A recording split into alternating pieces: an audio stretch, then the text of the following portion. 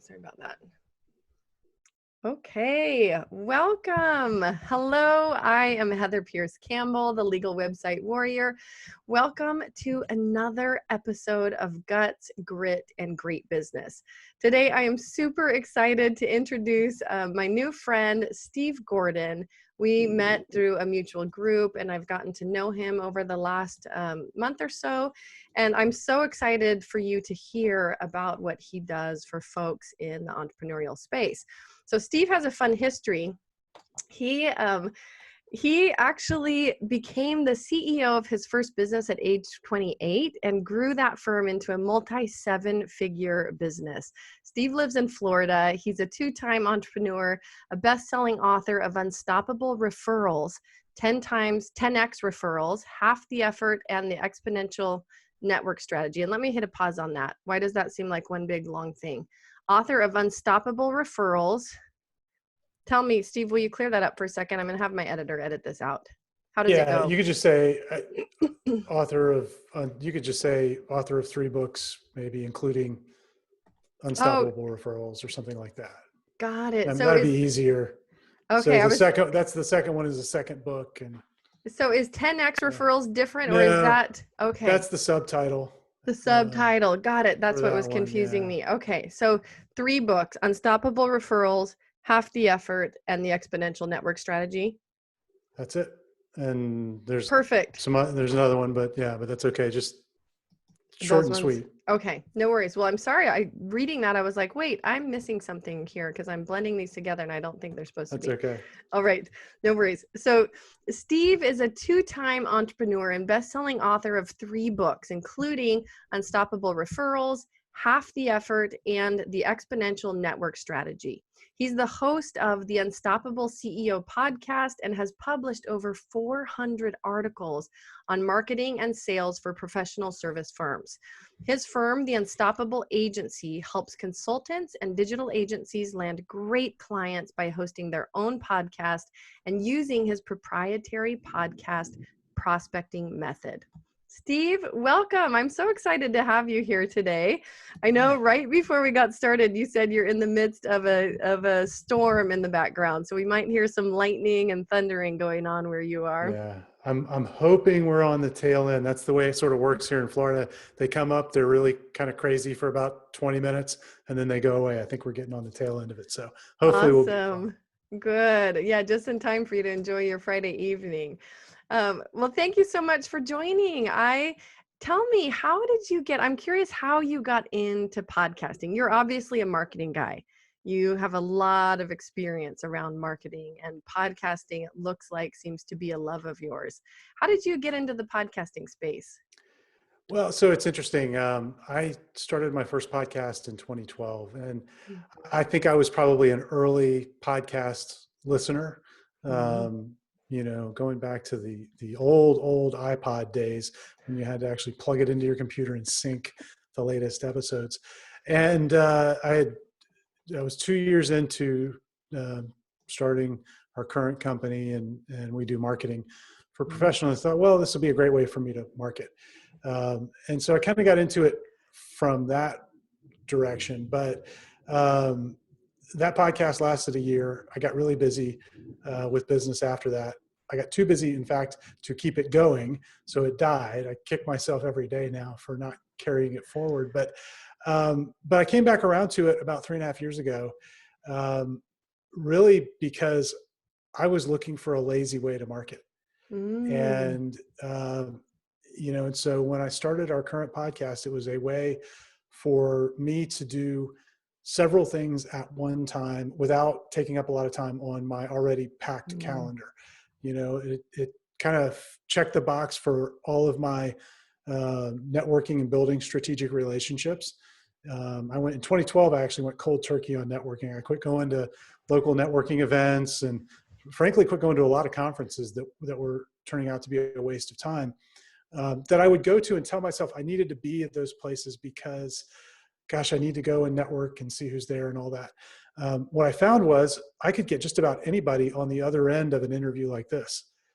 And it was a really great way to build relationships, actually much more productive than meeting somebody in the hallway at a conference or having a coffee date or something like that. So, so it took care of that, and it took care of all of my content creation. So instead of me having to sit down and write an article, every week or something, took care of that. And about the time we started this podcast that I've got now, I had come off of 4 years of writing a daily email to our mailing list. And if you've never tried it, I don't recommend it. It's a lot of work. I'd be up at 5:30 in the morning trying to cram in my 20 or 30 minutes to get a message out that made any kind of sense. And after about 4 years of that, I finally just said, look, it's been great. It's been effective, but I need a way that actually works with my schedule. So I checked that box. So it fed all of our other marketing, our social media, our email marketing, all of that. And so that's really where it came from. It was my own laziness that got me into it.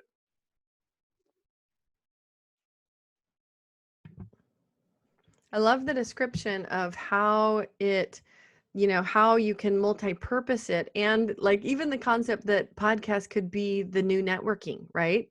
I think for a lot of people, networking does feel like that thing they have to do. It can be hard for some people. It feels awkward. Like depending on how it's done, the organization that's hosting it, the groups, right? It can be that thing that feels like one more thing to do on your schedule, but which truthfully is like really, really important that we all be doing, right? We have to be meeting people. Of course. Yeah. You've got to build those relationships. It's not that you have to stop doing that or that you even can stop doing that. You need to do that to grow your business. But one of the things I found, so I did a ton of networking. I was involved in, one of the big international networking groups. I was an officer in a local chapter of that group. And I remember them talking about like their best members all over the world spent like 10% of their time or 20% of their time, it was like 8 to 10 hours a week networking. And so I said, okay, well, I'm going to do that. And thankfully I had a team at the time that was able to handle the business. I could be away from the business for a full, effectively a full day a week. But that's all, if you think about it, that is a tremendous amount of time to be out of the business. So I would, I'd go to various networking events. So, breakfast, lunch, and dinner, I'd have something on the calendar. I was constantly coming home late. That did not make my wife happy. And that wasn't sustainable. And I then set up these coffee dates. And it got to the point that I got pretty efficient with it. I'd go and camp out in one of the local coffee shops for a morning once a week. And I'd have 2 appointments an hour, 20 minutes each, with a little bit of a break in between. So it was really efficient. But something I noticed, Heather, was people would show up and they would be, the person I was meeting, they'd be late, they'd be rushed, they were coming from something else. If they did get there on time, we'd have a great conversation. At the end of it, they'd go, well, this is really great. I can't wait to have a mutually beneficial relationship. Right? Have you ever heard that? Yeah, of course. Right. So, I'd walk away from that and go, yeah, it sounds great, but what in the world does it mean? What are we going to do? Yes. And most of the time, nothing would ever come of it. And the other thing I found is I wasn't always able to really meet the people that would move the business forward. A lot of the people that I really wanted to connect with, the higher level people, were harder to reach. And they weren't out doing the networking. They'd already built their network. So, what I found when I started doing a podcast is that I could reach those higher level people because they still have this sort of drive to promote themselves. They understand that exposure is important, that PR is important, and we're giving them an opportunity to do that. And then the experience was totally different. They would show up, instead of me getting 20 minutes with them, I might have 45 minutes or an hour like we have today. Yes. And the other person would show up not late. They'd never be late. They'd never be hurried. They'd be prepared and ready and full of energy. And you know why? They're on stage. Yes. Well, I love that. I love how the podcasting, platform and using it as a method for more than that in your business, but, you are using it to network and really spend time with somebody to get to know them. You're offering them essentially a gift, right? It's a business necessity that we all get our message out there. So already like you're starting that relationship off from the standpoint of having essentially given them a gift.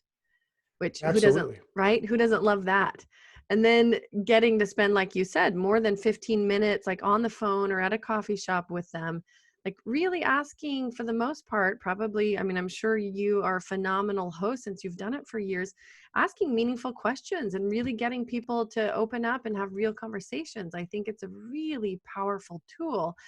And then the icing on the cake is being able to use that content other places, fulfilling the need that you have in your business to create content and educate people. Yeah, absolutely. It's just a phenomenal use of time in your marketing. And, it's really interesting when you connect with somebody in this way, and we connect not just with, strategic partners or referral, centers, we'll connect with prospects, Yeah. so if you got that hard to reach prospect, this is a really great way to jump over all of the gatekeepers that they've got. They've put that moat around themselves so that you can't get into them if you're a salesperson. So don't show up as a salesperson.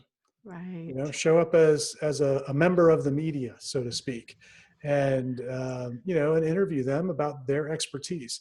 It creates reciprocity. You're going to create enough of a relationship that the next time you do want to reach out with an email or a phone call, they're going to be open and receptive to it. They're going to take the call. They're going to respond to the email.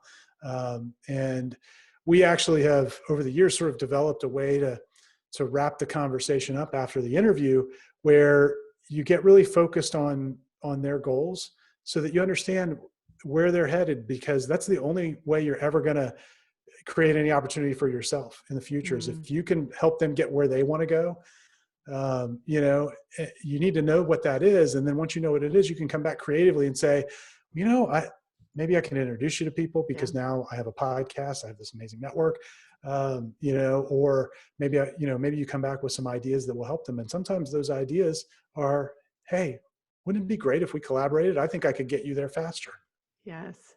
Well, I love that. I mean, and I agree, and I love the idea that you have this system, right? There's a path that you can walk that will facilitate the kind of conversation that you need to have in order to not only learn more about them, especially if they are a potential prospect, but to actually be able to serve them on their path, whether that is just an additional connection in your network or whatever might come next for them. But I love the idea of systematizing it and really being more thoughtful about the way that you use your podcast as a tool in your business, as a platform, and as a way to serve other people. And I'd love to come back to this because I know you've got a gift that people will want to hear about, but I want to go back a little bit into the earlier days of your career, right? So what was your first business? What was the very first thing you did out of the gate? So my background is technical. I'm a recovering engineer, and I went to work for an engineering consulting company down in South Florida, and I was the 10th employee, small growing firm, and had been there about 4 years, and the founder kind of pulled me aside and said, "Hey, I'd love for you to step in and take over." And and so I took over for him, leading the firm. But we got to work together for about I guess about 8 years after that, and it was great. He was a fantastic mentor, and really kind of guided me as we grew that business. It was a lot of fun. Wow. So I love the recovering engineer part.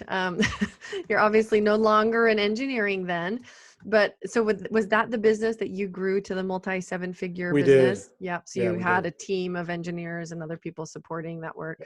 Absolutely. Yeah. What kind of engineering was it? So we were in a tiny little discipline of engineering called geomatics, which probably no one has ever heard of. But if you've used something like Google Maps, then you've kind of had an experience with it. We were kind of in the early days of those sorts of computer systems. Oh, wow. Yeah, you're right. I've not heard of geomatics. I was, thinking is it structural? Is it civil? Like you think of the main ones. Engineers are essential to everything we build, right?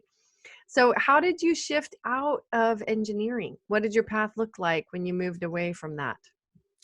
Well, I had over the years of growing that business really just kind of come to the realization that I was much more passionate about the marketing part of the business Mm, and, being out in front of people, and doing that part of it rather than doing a lot of the technical work. mm, And so I had the opportunity to start, this new venture and really focus on working with other expertise-based businesses, people who are getting really mm, paid for their knowledge. You're in law, you're in the same kind of business. You mm, get paid for your knowledge and your experience, and mm. applying that knowledge and experience to help someone solve a particular problem. And as you know, it's a very different thing to try and sell your own expertise. It's not like selling a product. Mhm. You're both the salesperson and the product at the That's same right. time. It's kind of hard to do. Um, Yes, it takes a different approach, and so that's really who we serve, and kind of came out of that experience in the engineering world. Well, and I love that because people who are, I mean, who are in the area, in the fields, and I'm sure there's a variety of professions in there that you serve. It's an interesting thing to be both the salesperson, right, and the product. I mean, and it really is all about developing relationships, which is, I mean, I think another reason why the podcast method is so brilliant at that, right? It's one of the things that I think podcasting can really do well. Um, what did you learn in that first business, the engineering business, even though it was different than what you moved into next? What did you learn in that business that you could really take with you from a business building perspective? I think probably the biggest thing that I learned, and it took me a little while to sort of reflect back on how valuable this was. But one of the very first things I did in that business, it was I got pulled into doing presentations for new projects, and the part of our growth was really growing the government contracting side of that business. Mhm. We hadn't done that before I got there, and so that involved doing a lot of presentations, a lot of education. We were rolling out new technologies at the time, and trying to convince government agencies that they'd be a lot better off if they adopted some of these technologies. It would really increase their efficiency and their effectiveness. And so we really became almost like a Pied Piper for some of these techniques. And so that meant I was doing a lot of speaking, and I didn't really put the pieces of that together and how important that was for a few years. But within 6 months of me starting right out of college, I was giving a presentation for a room full of prospects. And I look Mhm. back on that presentation, and it took a few years to realize all of those sales, but we probably did, I don't know, $5 or $6 million worth of sales out of the people who were in that room. And Wow. when I finally realized that, I go, wait a second, this is a powerful thing. Being able to use some type of medium to stand up, and kind of share your ideas and let your ideas sell for you, Mm. which is one of the things that we really advocate now for all of our clients. Get those ideas to sell for you. They'll do a far better job of selling your expertise than you trying to, go into a sales meeting where they're trying to pitch. We want to pre-sell prospects so that by the time you're in that conversation, they've already decided that, like in your case, Heather, that you're the only attorney they ever want to talk to because your ideas resonate with them, Mhm. that, your ideas are perfectly tuned for them. And I love what you've done with your business because you've made it specifically for certain types of clients. It's awesome. Mm. Well, thank you. I love this concept that you mentioned about like, don't show up as a salesman, right? And, Mhm. with the podcast, you get to do that. You show up as a peer, you show up as a member of the media. I think even in speaking, when you can show up as an educator or show up as a helper, right? Here's what you need to know. Like before you get to the point of needing to show up as the salesman, you've done the key part of the relationship building, which is really, really powerful. powerful. So you learned that lesson early through your speaking, and then you get to take those gifts into what you're doing now and serving your clients. What in your business building journey, especially, transitioning to this new business based around marketing, helping your clients really develop systems for attracting clients and marketing, what are some of the speed bumps that you've hit? Oh my gosh. There are a lot of them. As you know, building any business is a challenge. Mm. I really underestimated how difficult it is to start from scratch. So Mm. my first experience running a business, I was running a business that was functioning and operating and had cash flow, and had clients. That it was so much easier to come into that situation and enhance what was already there and working than to start from scratch and really try and figure out, okay, who's my market? What are we selling? How do we need to present it, in a way that they're going to want to buy it? And that took more than I thought it was going to take to accomplish. Mm. And so that was probably the first big kind of speed bump. But I mean, all along the way, I think there are inflection points in business. Most of the speed bumps, and I know this is something you and I are working on a lot in a group that we're in. I think most of the speed bumps are mindset. Yeah. So I wrote my first book, Unstoppable Referrals, in 2014. Mm. And that was actually the third attempt at writing a book. The first two went in the trash can frankly, because of my own head trash around, is this good enough?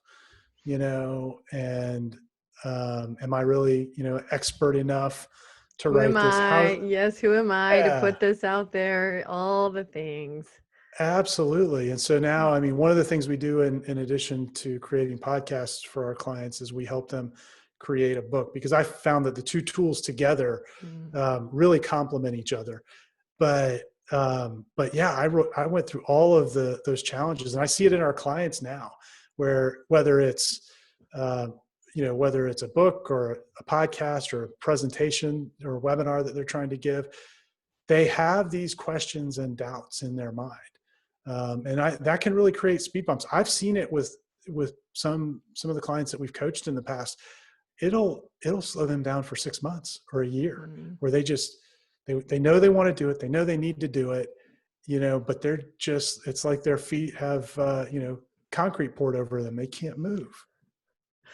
Well, and yes, I want to revisit both the points you made. One about it taking longer and more like activation energy to build something from scratch. To me, like, you think of an actual building project, right? And I cut my teeth in the legal world on a massive piece of construction defect litigation, right? Multi-million-dollar piece of litigation that went sideways. I mean, the whole project was really a catastrophe. At one point, I think we had over 20 or 30 individual attorneys on the case representing different parties. Yeah. So, but some of the lessons that came out of that and really exposure to the building industry period, like a project always takes longer and costs more than you think it's going to, right? Just full stop, pretty much like across the board. And I think the same is true in our business building journey, right? There's those quips over like overnight success, really, which make light of the fact that like there is no such thing, right? It takes longer. It takes like being in it.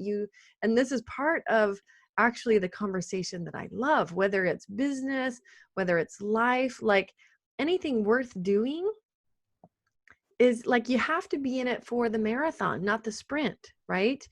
And so the business building journey is the same. And I think that's a powerful lesson and just a reality. And the earlier people can accept that, I think we can do a better job of not trying to look at what is, we're immediately trying to get done tomorrow, but like, what is the bigger path? What is the fuller path? And, secondarily, this concept about, and it's my fundamental belief that our business journeys are limited, right, by our cap on our personal growth.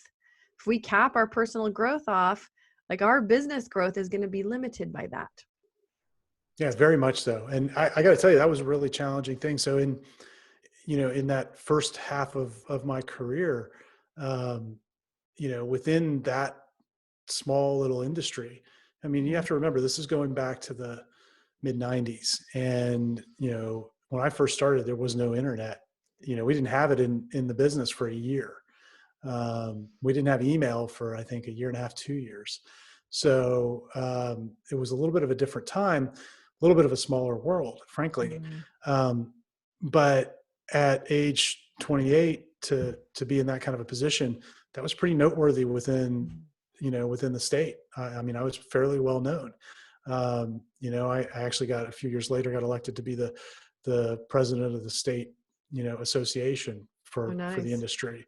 Yeah. And did a lot with that, and a lot of lobbying and all this stuff. And so I had reached this sort of pinnacle of success in that career. I'd kind of gone as far as I could go. We built one of the bigger firms at least in our region. And then I come back around and I'm starting over, and I think this should really be easy. Look at what I've done. Look at how great I've been. It doesn't really work like that. Yeah. When you're starting over, yes, there are some advantages, some things, but you still have that journey to go through. And I think a lot of people aren't prepared for that, Right. Did it talk to me about the process of taking that leap? Was it hard? What did it take for you to make that choice of like, this is not the thing I want to be doing, right? And actually making a big pivot, especially because you had already reached a certain level of success, right? In some ways, I think that would be harder for people once they're there to walk away from that or pivot, versus somebody who hadn't ever gone there. It might be easier to walk away from that path. Well, actually, at the time that happened, we were going through massive changes in the market. So a lot of the work we did was with real estate, and this is 07, 08, and 09, and so my partners and I, we looked around at what was about to happen to the industry. It was about to go through a 10-year depression. And thankfully we were in good enough shape that we could kind of all go our separate ways. And so it was just good timing. Got it. To kind of move on. But I'm very thankful that we made that decision. I had colleagues that stuck it out, and it was a long, challenging road, staying with it. And so it was the right time. I was at a place where I knew there were other bigger challenges I wanted to go after. And so it was just great timing. Yeah. Well, and now, I mean, looking backwards, and especially at what you've done in this business, what are some of the key ways you wish that you could influence other people to avoid some of the same bumps, right? What are share a couple of points with us that you feel like people should either sidestep or skip over, based on your experience and what you've learned? Sure. So the big thing that I think people are always trying to figure out is, how do I get traction and kind of get momentum so the business is growing? And the biggest, I think, hurdle there is for experts, for service businesses, the owner is usually the one that's driving all of the business development. And they're also intimately involved in the delivery of the service usually. And they're always sort of, pulled back and forth between these two roles. And it's like living this sort of mini nightmare, because you are either so stressed because you've got so much work, or you're freaked out and laying in bed, as one of our clients says, doing math on the ceiling at 2 a.m., trying to figure out, how am I going to make payroll, because you don't have a backlog. So the answer to that is getting marketing that you can do, that getting business development and getting that systemized so that it keeps going no matter how busy you get, that it takes up a really small footprint on your calendar, and get a team in place to handle all of the moving parts behind you, so that you're doing the CEO work. You're keeping the business development machine going, even while you're busy having to do client work as well. And to me, that is the fundamental thing that flips people over into that momentum phase, where they're really starting to move forward. No, I love that. I can relate really strongly to that dichotomy that you described between being pulled in two directions and having to split your focus in your business, right? Do you do the work and serve the clients and show up doing essentially the thing that caused you to start the business in the first place, right? Most of us usually are technicians. Like, we do a certain thing, we have a certain skill set, we want to show up and do that. And then along the way, we have to learn like what it actually takes to run a business doing that, right? And that's where the business development, the learning marketing and sales and all of this stuff piles on. And then we have to figure out, how do we split our time between those two things? And I love the concept of choosing a tool that has a smaller footprint on your calendar, right?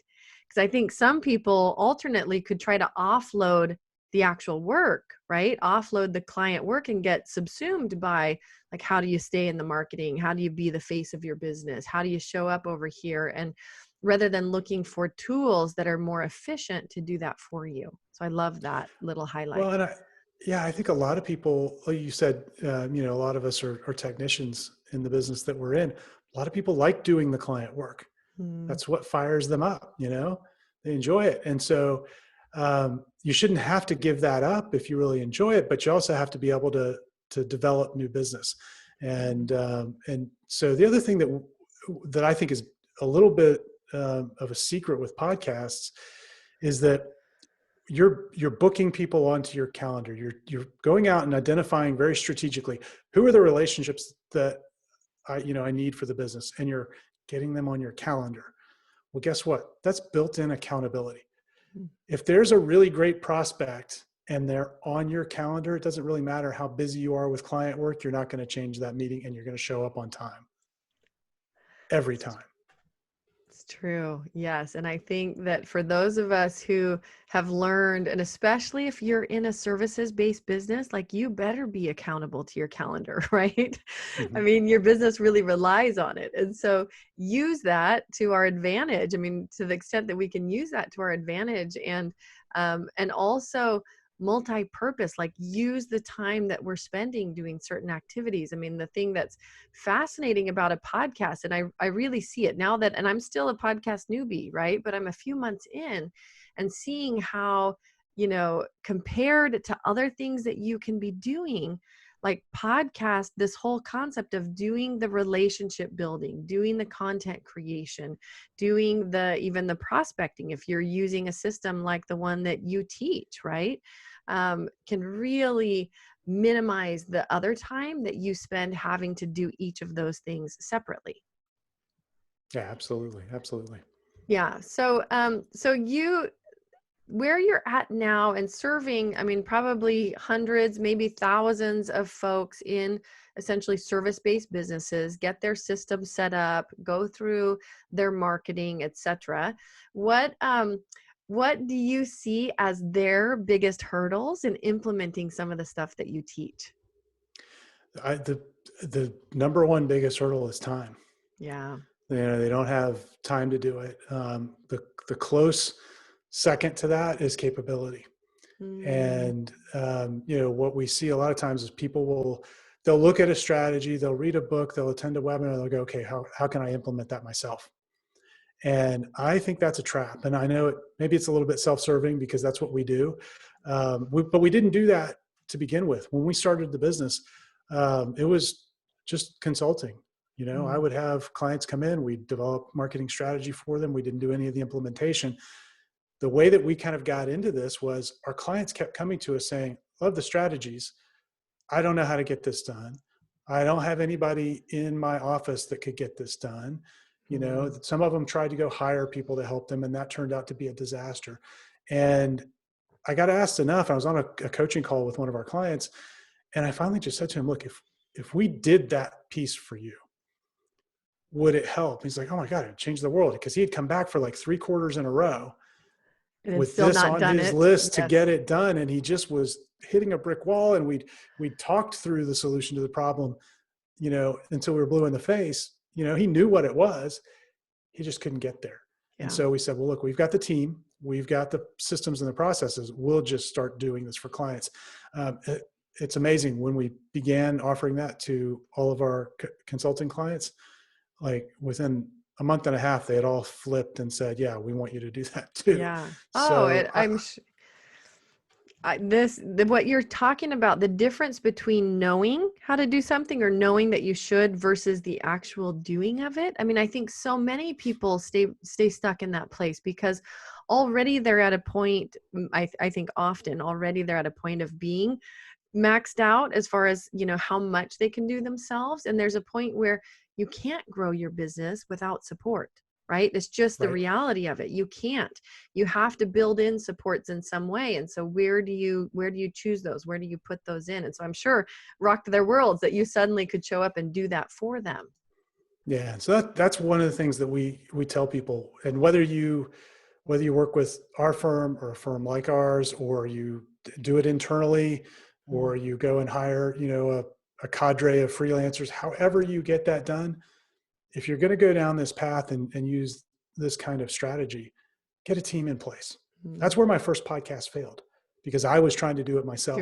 I didn't have a team, right? So I'm sort of solving my own problem, right?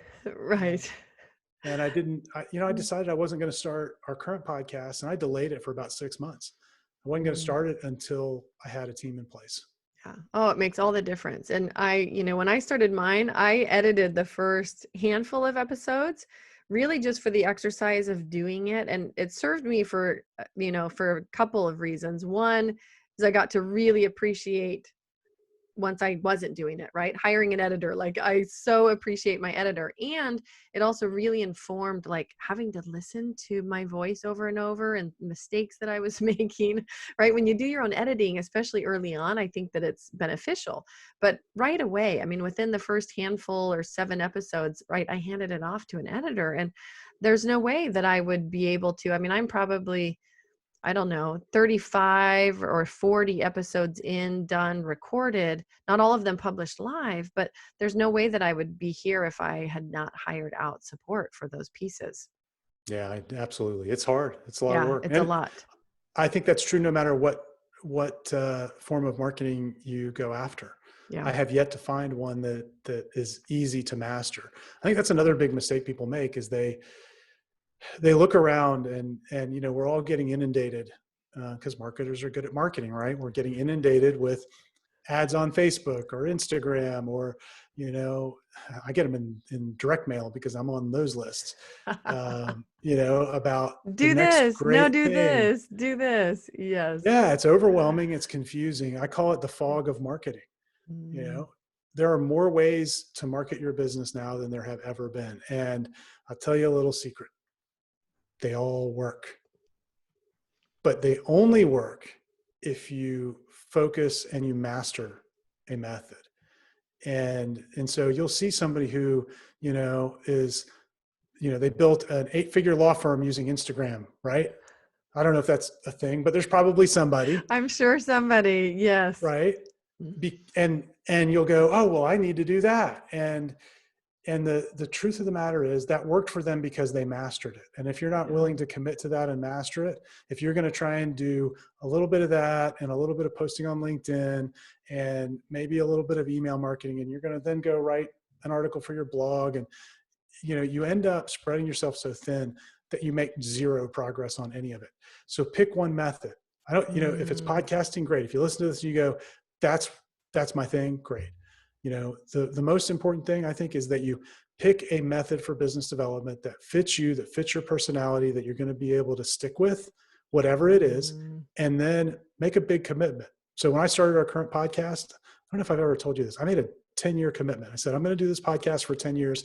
It's going to be a 10-year experiment. At the end of it, we're going to determine whether or not I should go for another 10. Huh? So I'm 3.5 years in. It's amazing. So I didn't know that about your current podcast. Well, and for anybody listening, like the point you just made, I think it doesn't even matter if somebody was paying attention before, like what you just said, I think is totally worth the whole time that we've spent together, choosing something and mastering it, because you're right. That experience of like, oh, I'm going to try this here or dabble in this here, or people can get so frustrated because the tools are not working. And for the tools to work, like you have to work the tool consistently, right? Like you said, you have to master it for it to work. And I think a lot of people don't ever get to the point of mastery. No, they never do. They never do. Yeah. Well, and it was funny because when I launched my own podcast, like I literally went from like not thinking I could have a podcast or not even really considering it to like 4 weeks later having one launched and episodes recorded and like 30 interviews already scheduled, pre-scheduled, right? So it was full speed ahead. But I learned that like there's this thing called pod fade after like 8 or 9 or some number of episodes pretty early on. 6. Most six, even less than what I thought, that most podcasts like fade off into nowhere land. And so that was fascinating because that felt like so early to me, but it's a thing. And I think it just shows how challenging it is to show up and consistently do something. Yeah, it really is. It really Yeah. is. So Yeah. Well, I love that big takeaway of choose one that fits for you, fits for your business, fits for your personality, stick with it and master it. So Steve, I think you've got a gift, which I'm super excited about that you wanted to share with people. Do you want to talk for a minute about it? yeah, so you mentioned my first 2 books in the Mhm. intro, and I've written a third called Podcast Prospecting, and it really is sort of the combination and update to the first 2. And so we've Mm. learned some new things. We've sort of refined the process even more, and we've kind of boiled it down in that book. And if you're looking, if you've listened to this and you go, hey, yeah, I might like to have a podcast, that book is going to lay out how you actually use a podcast to drive business results. And we kind of sort of open source our whole system. We'll tell you exactly how to do it. You can do it for yourself. At the end of the book, there's it'll tell you how you can get in touch with us if you'd like to work with us. We'd love to talk with you about that, and see if it's a fit. But at least you'll see how this whole thing works. And I wrote it with the intention that it would be what I call a plane ride book. So you can read it on the short leg of a plane ride. It'll take you about 45 minutes or an hour, and you'll get everything that you need to know to get started. And so, yeah, well, I'd love to give that away to anybody that would like a copy. If they go to unstoppableceo.net/grit, they'll be able to get it Awesome. there. Oh, I love it. First of all, I love the concept of a plane ride book. I'm a huge fan. And for folks that are listening, you can get that and other links to connect with Steve, links to his website. Steve, if you like to show up on social, we'll put those links there. You can find those in the show notes, legalwebsitewarrior.com/podcast. One last, and first of all, that's a really, really generous gift, Steve. I love that. And for people that are trying to figure out, would that be a fit? I think that would be an awesome place for them to start. See the full extent of how a podcast can be used successfully. Final question for you. I mean, you've had an amazing background and you've really done some things to bring both yourself and your clients a lot of success.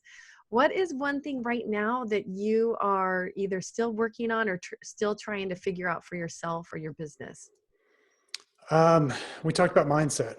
Mm-hmm. I'm always working on mindset. I think you're probably always working on mindset too. It's true That's so story. key. True Um, story. and one of the things I'm really working on right now is upping our game with sales, Mm-hmm. and how we're having sales conversations and how we're helping potential clients understand what our opportunity is, how we can help them, and be more effective at that. So that's really what I'm trying to figure out right now.